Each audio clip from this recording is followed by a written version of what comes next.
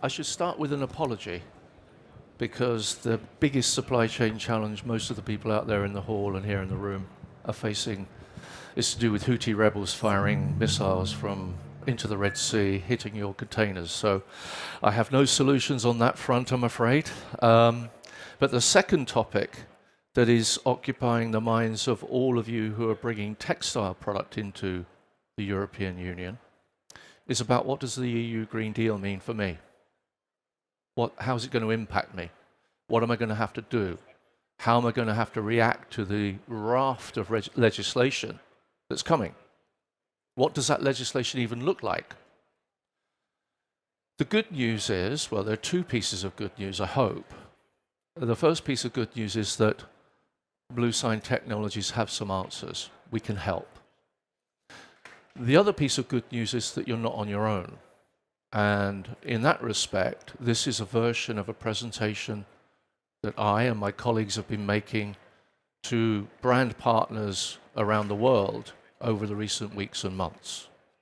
And we're talking about some of the giants in the textile field, whether that's these guys, Patagonia, with whom we've been on a journey for some time, whether it's the North Face, whether it's Arc'teryx, whoever. They are all facing the same challenge, bringing product into the European Union that you're facing, okay? So don't be alarmed by the things I'm going to share with you. There is a solution and there is help if you didn't require it. If you wish, I don't know if you can scan that on this screen, whether it will work, but you can reach me at mark_edridge@bluesign.com, and I will happily send you a copy of this presentation and follow up with a conversation later. So I should start by explaining what our credentials are as a business to be standing here in front of you. Okay, so a little bit about bluesign. Picked out two key words there, collaboration and cooperation. Yes, we're a certifier in the sense that we measure, report, and certify the performance of our partners' textile supply chain. You'd expect us to do that. A lot of people do that, but not many help you improve it. And improvement is the key to reducing environmental impacts. If we want to have a lesser impact on the environment, we need to keep improving. It's not a static condition. You don't pass or fail. You pass and then you improve. At least that's our experience working with our partners. What do we do in terms of environmental impacts? We work through the scheme entirety. So we analyze your supply chain. We don't look at the finished product, we look at how you made it. When you look at the finished product, it only tells you certain things about that product. If you look at the supply chain, it reveals a lot more. Go into the kitchen, look at the ingredients, see how the cake was baked. Don't just look at the cake that's on the shelf. Okay? Very simple process. We've been doing it a long time. Before the idea of textile supply chain sustainability had even been thought of, the team at bluesign have been working in this arena, okay, quietly beavering away from our base in Switzerland and now spread out across the world.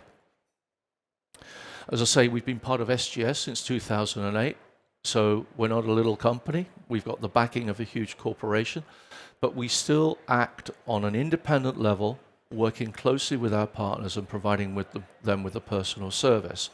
So we have partners out there. For example, the guys at Cyberware are partners of ours with whom we're very proud to be here sharing a stand with them. Stephen Baumgartner is a big advocate of bluesign. And amongst the hall here, we're hoping to increase the number of members joining the bluesign system. So let's have a chat about bluesign separate from now. You can contact me or my colleague Philip, who's sat at the front here. But let's talk now about the 2024 challenges. So for many years now, the European Union has been advocating what they call the Green Deal. It's a vast piece of legislation, series of directives across all industries. And for the most part, it goes unnoticed by us.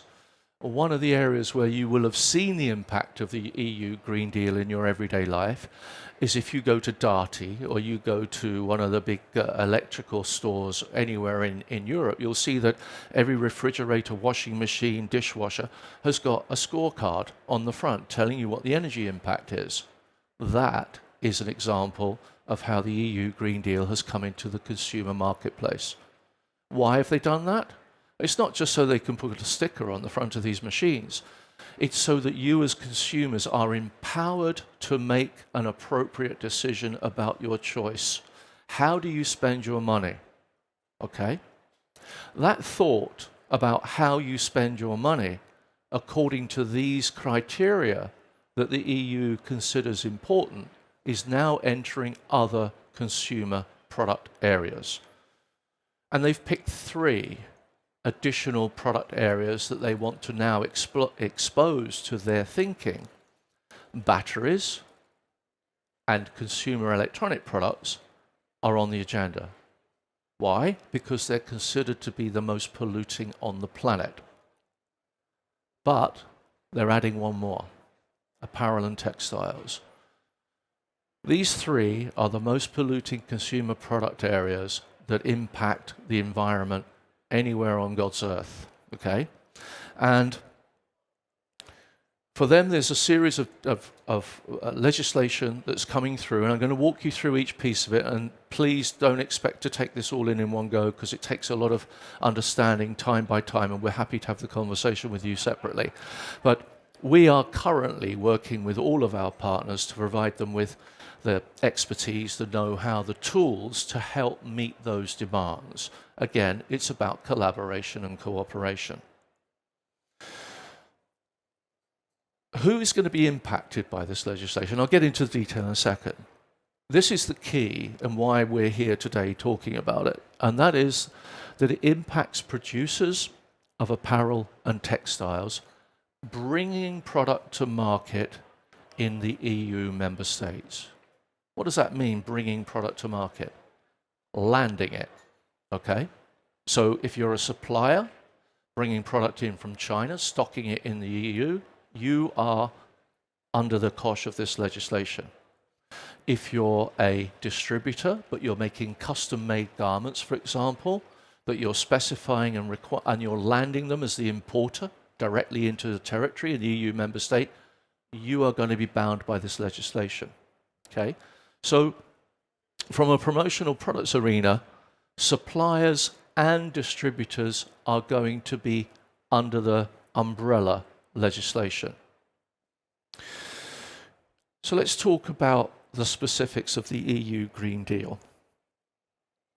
It's going to require that products declare their certified impacts and performance in what we understand right now are going to be 6 criteria, okay?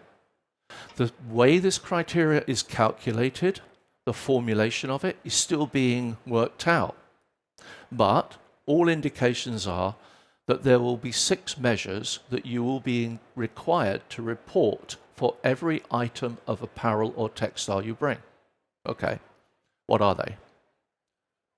Durability, repairability, and recyclability. Well, what's that got to do with impact? That's weird. What's that got to do with anything? I can't measure that by testing a product at the end of the production line. I need to know more about how it was made, for example. Make it more recyclable? What's going on? I mentioned that you put a sticker on a washing machine and it empowers the consumer to make a decision. The other thing that the EU Green Deal wants to do is to have you use your products longer. And by having your products longer, you'll be using less virgin resources, and you'll therefore have less impact on the planet in terms of your consumption of precious materials that are in short supply, and we should reduce the direct use of. The thinking is generally, everything we will ever need already exists in production in a different form. Those chairs could be turned into different chairs in the future. You want a different design of chair for PSI 2026? Take those chairs and turn them into the chairs you want. And for that, they need to know that it is recyclable. So the proposition is that the products that will in future land in the European Union will be capable of being recycled better, and there will be a metric declared that explains that recyclability. They will also be more durable, because the more durable they are, the longer they last, and less of this fast fashion thinking of wear it twice, throw it away. So all of these pieces are designed to encourage you to use your products longer and to empower the consumer to make a decision. I'm going to buy that jacket, that t-shirt, that polo shirt, because I know it's going to go back into the supply chain easily because it's recyclable. It hasn't got mixed materials in that can't be separated into their constituent parts. It's durable. It's long-lasting. It performs better. It's an A grade. Thinking about the washing machine metric, it's an A grade, not an E. I'll choose that one. Oh, and hello, it's got a good score for repairability. It can be easily repaired. As a consequence of those measures that you're aware of, or made aware of through the EU Green Deal, you can make a decision as a consumer to buy an appropriate product. But you'll also get some specific information about that item, which is about the direct impact of that product on the environment in its production. Water consumption.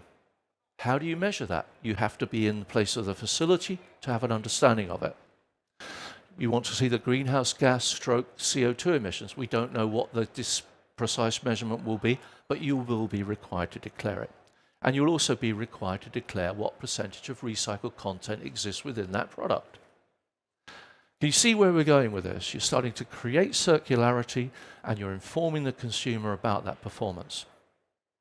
All of that information is going to be declared on that watchword that you're hearing a lot about, which is the digital product passport.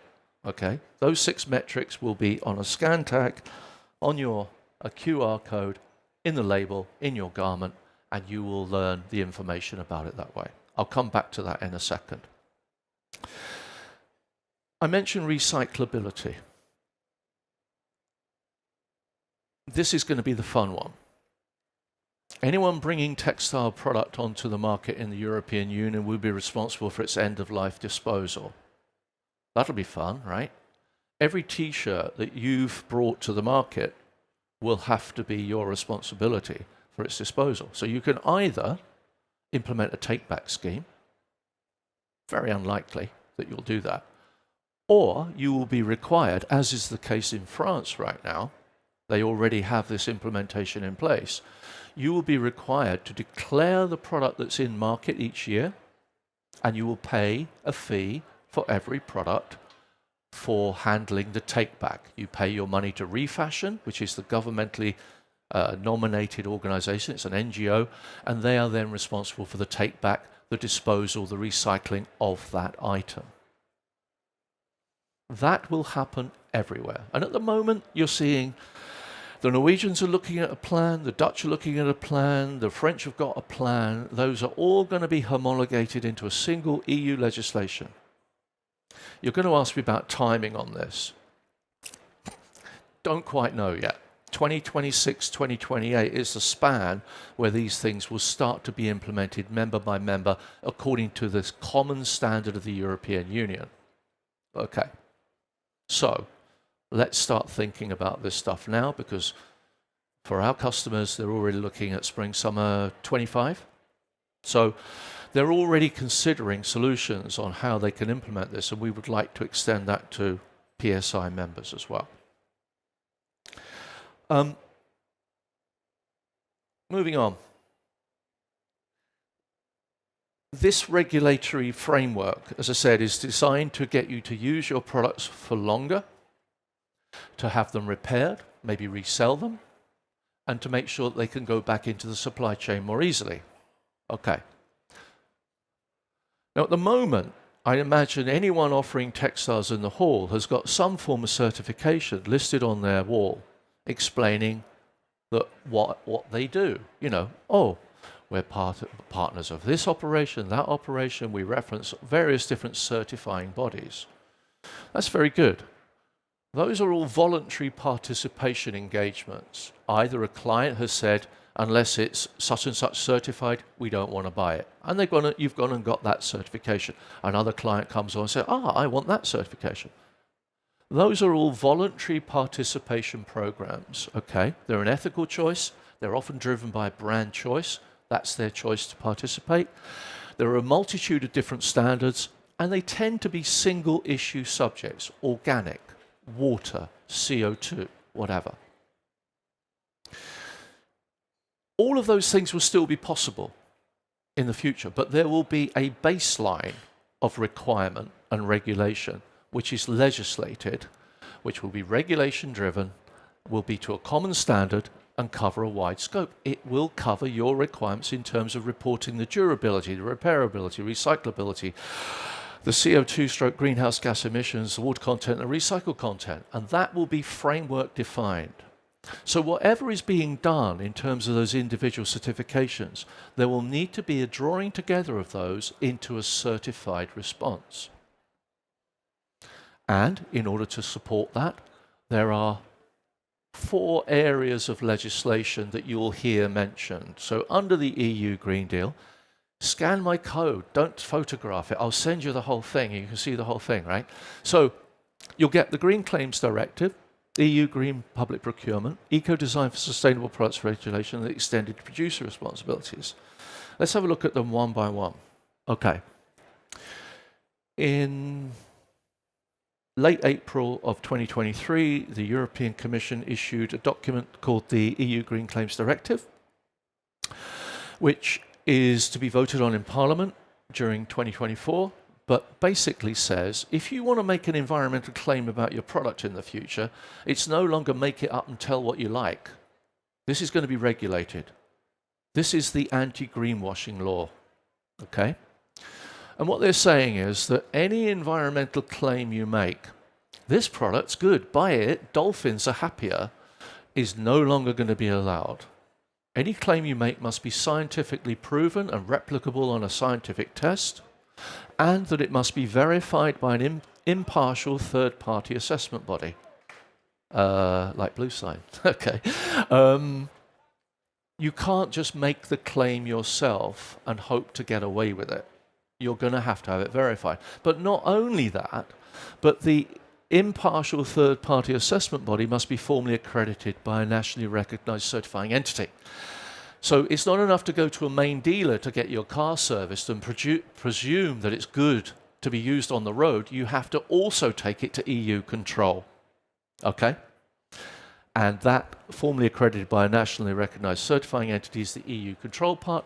Again, bluesign's in the process of going through ISO 17065 so that we will meet those standards within the coming 9 months. So green claim sets a high level in terms of what you can say about your products. The first chance to see the legislation that's going to surround consumer products is the first pass, which is the EU Green Public Procurement. So if any of you are supplying governmental bodies, where the money is coming from taxpayer-funded budgets, then you are going to be bound for textile products by the EU Green Deal, Green Public Procurement legislation, which will be published in 2024, and that will give us a benchmark of what to expect come 2026 when it widens out to all consumer products. The extended producer responsibility I touched on, that's the refashion piece, which is where you have to be responsible for the take-back. The Americans have got a short explanation of this. They call it polluter pays. Hold on a minute. We're supplying textiles and apparel. It's a polluting industry. And if you want to get a sense of it, would you want your children or your grandchildren working in any of the factories where these products are made? Possibly not. Okay. So, country by country, there's currently an introduction of polluter pay taxes on the quantity of product placed on the market. The good news is, if the product you place on the market is bluesign certified, you get all your money back in France, for example. And there will be a reward for good actors bringing good product to market. Clean product will not pay the charges that dirty product pays. Okay, you can see where I'm going with this, right? And then you've got the big piece, which I've got the document arrived this morning in my email, a 281-page document about what the standards of the Eco-Design for Sustainable Products regulation will be and how that framework will affect apparel and textile. I haven't read it yet. When I can't sleep, I will read it. But effectively, what it's doing is it's saying, make products better so they can be repaired, so they are more durable, so that they can be recycled, inform the consumer about it so that they can make informed decisions. And that will lead to the digital product passport. That's the mechanism through which this information is imparted to the consumer. What is a digital product passport? And I'm happy to go through this particular topic in a lot more detail. We have a roadmap we can walk you through in terms of how particularly the smaller entities in our portfolio are able to deliver a turnkey solution. But the digital product passport, it's tough to get your head around it, but think of it as a digital twin of a physical product. So it works on an item level, not a style level. So your personal, this Jap waistcoat, for example, will have a mirror, a digital twin in the cloud. It will be my waistcoat, not your waistcoat or your waistcoat, my waistcoat in the cloud. And that will have a record of how it was made and what its impacts were according to those 6 criteria, and maybe others. And if I resell it, a record of who then owns it will be created. If I get it repaired, that will be carried forward. But very importantly, it will have details about the composition of what it's manufactured from. And so recycling companies will simply scan the QR code and automatically spin it into their recycling operation, like the guys in Tomra, for example, in southern Norway. They're already building their textile recycling plants to read the QR code and feed it into whichever is the most appropriate production line, the recycling line. There are 3 parts to the digital product passport. I've got 5 minutes. So there's the verified data. It's not enough for you to say what is the composition. You need to have it verified. That's the same as with the Green Claims Directive. So it could be certified by bluesign. There are others available, as they say in the advertising. You need a carrier. That's the provider of the label, the QR code itself. We have a carrier. We have carrier partners that can supply it in whichever form you require. And then there is a platform. That platform could be yours, it could be ours, it could be one of our friends' platforms. We can work with you on that. But it's very simple. Just keep in mind a triangle of points that create the digital product passport. You're going to need verified data, you're going to need a carrier, you're going to need a platform. Okay? Don't get anxious. Every major brand on planet Earth that drops product in the European Union has the same expression on their faces as you do now. Okay? What will be the impact on you guys? Got 4 minutes, okay. All producers of apparel and textiles bringing product to EU member state will be affected, as I mentioned at the beginning. And given that apparel and textiles are roughly about 20% of annual turnover in the promotional products field, so anything from t-shirts to custom produced garments, environmental standards set by your clients, what they want will now be supplemented by the regulatory requirement, okay? So it's not a case of, oh, well, it doesn't affect me. It is going to affect you.